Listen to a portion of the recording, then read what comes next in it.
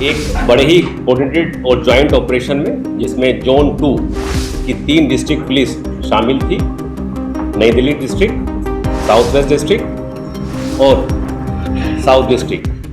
तीनों जिला पुलिस के स्पेशल स्टाफ ऑपरेशन और आरकेपुरम थाना, थाना चाणक्यपुरी और डबल ATS साउथ ने एक चैन स्नैचिंग का मुकदमा वर्कआउट किया है।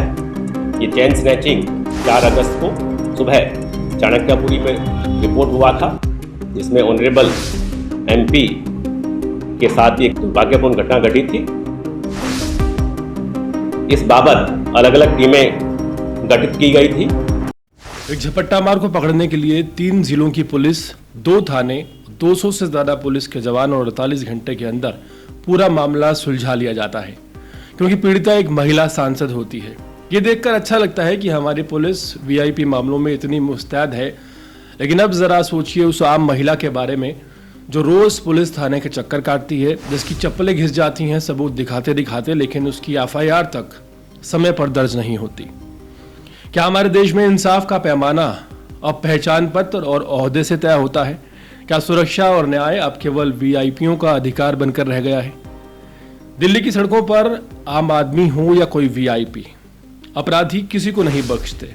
हाल ही में राजधानी में एक महिला सांसद से चैन स्नैचिंग की वारदात ने सभी को चौंका कर रख दिया, लेकिन हैरानी इस बात की नहीं थी कि वारदात हुई। हैरानी की बात यह थी कि वो इस शहर में सुरक्षित नहीं रही जिससे सबसे ज्यादा सुरक्षा मिलती है। यह घटना 4 अगस्त की सुबह हुई, जब महिला सांसद ने झपट्टा मारी की खबर सामने आई। पुलिस हरकत में आई और सिर्फ 48 घंटे में आरोपी को पकड़ लिया गया। आरोपी की पहचान सोहन सिंह रावत के रूप में हुई है, जिसकी उम्र 24 साल है। वो दक्षिणपुरी कैंप का रहने वाला है। और अब जरा गौर कीजिए कि इस एक आरोपी पर पहले से ही 26 मामले दर्ज हैं, यानी वो पहले भी कई बार जेल जा चुका है, लेकिन हर बार छूटकर बाहर आया और फिर से अपराध करने लगा। वो अभी हाल ही में 27 जून को जेल से छूटकर आया था और एक महीना भी नहीं बीता कि फिर वारदात को अंजाम दे दी। इस केस की जांच में दिल्ली पुलिस ने कोई कसर नहीं छोड़ी। तीनों जिलों की पुलिस, नई दिल्ली, दक्षिणी पश्चिमी और दक्षिणी जिला, इस काम में लगे थे। Special staff, local police, double ATS की टीमें और पूरे आरकेपुरम थाना तक एक स्नैचर को पकड़ने के लिए झोंक दिया गया। तकनीकी सर्वेलेंस, CCTV फुटेज और पुराने रिकॉर्ड के आधार पर पुलिस ने आरोपी की पहचान कर उसे धर दबोचा। उसके पास से चेन, 4 चोरी के मोबाइल, 1 चोरी की बाइक और 1 स्कूटी बरामद हुई है।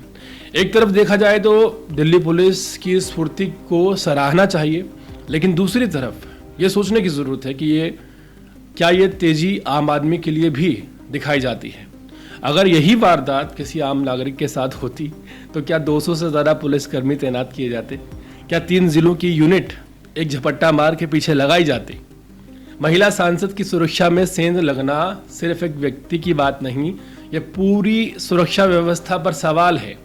अगर संसद से जुड़े लोग भी सड़कों पर असुरक्षित हैं तो एक आम नागरिक खुद को कैसे सुरक्षित महसूस करता होगा? इस केस ने एक और चिंता की बात उजागर की है, जेल सुधार व्यवस्था की नाकामी। एक ऐसा अपराधी जिसे 26 मामलों में गिरफ्तार किया गया, 26 बार वो जेल गया, सजा काट कर बाहर आया और 1 महीने के अंदर फिर से अपराध कर बैठा। क्या जेल में कोई सुधार हो रहा है या अपराधियों के लिए वो बस एक आराम करने की जगह बन गई है? और क्या जेल से छूटने के बाद ऐसे अपराधियों पर कोई निगरानी रखी जाती है? अब पुलिस आरोपियों से पूछताछ कर रही है कि क्या वो किसी गैंग से जुड़ा था या हाल ही में किसी वारदात में शामिल हुआ, किसी के संपर्क में आया। पर असल सवाल यही है कि ऐसे अपराधियों को समाज से कैसे दूर रखा जाए, ताकि ना सिर्फ VIP बल्कि हर आम आदमी सड़क पर खुद को सुरक्षित महसूस करे। दिल्ली पुलिस ने इस ऑपरेशन में बहुत अच्छा काम किया है, लेकिन अब वक्त आ गया है कि सुरक्षा व्यवस्था को लेकर गंभीरता से सोचा जाए, ताकि अगली बार किसी को झपट्टा मारे का शिकार ना बनना पड़े, चाहे वो सांसद हो या फिर कोई आम महिला हो। हम दिल्ली पुलिस की तत्परता की सराहना करते हैं, लेकिन उम्मीद करते हैं कि ये गंभीरता, यही तेजी और यही संसाधन आम लोगों के लिए भी इस्तेमाल किए जाएंगे, क्योंकि कानून सबके लिए बराबर है। ये केवल किताबों में ना लिखा जाए, बल्कि ज़मीनी हकीकत में भी दिखाई दिया जाए कि जब किसी आम आदमी के साथ झपट्टा मारी हो, उसका मोबाइल छीन लिया जाए, तो इतनी ही तत्परता पुलिस दिखाती हुई नजर आए। पूरे मामले पर आपकी राय क्या है? कमेंट सेक्शन में ज़रूर बताएं और इसी तरह के अपडेट्स रहने के लिए देखते रहिए अर्पण न्यूज़। बहुत बहुत शुक्रिया।